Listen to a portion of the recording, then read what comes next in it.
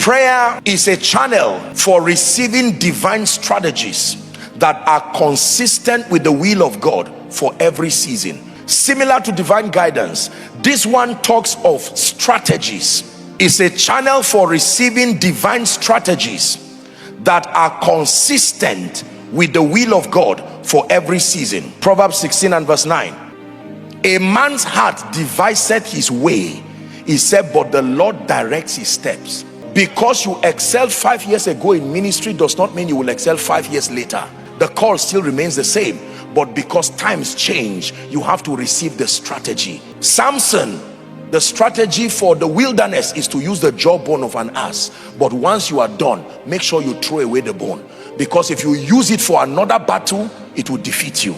There are many people trying to execute their visions, new seasons with old strategies. That's why he said, give us this day. You already did well yesterday, but give me this day. This must be a prayer for someone. I'm at a new season right now. I don't want to use old business strategies. When I excelled in business, there was no internet. Now that there's internet, oh God, show me the strategy for this season. Let me tell you, the one who wins consistently, level after level, is the one who pays the price to obtain the strategy for every season.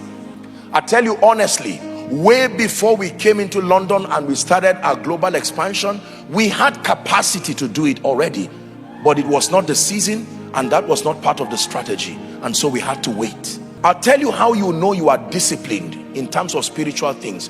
When you have the power to do many things, but you wait until the strategy comes. This is one of the risks of empowerment. Empowerment forces you to see options. I can do this, I can do that, I can do that, but they that wait.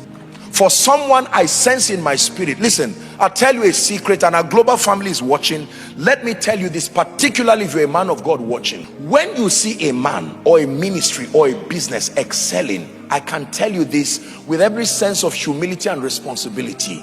Men are not that spectacular.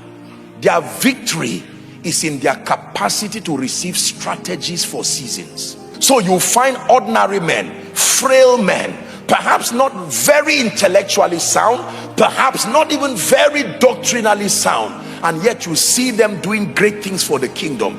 It's not so much in terms of human capacity. It's the reason why there is no boasting in this kingdom, because sometimes it's just the privilege of hearing what God is doing and aligning yourself there, and you will find results that even flatter you, the recipient. God for you.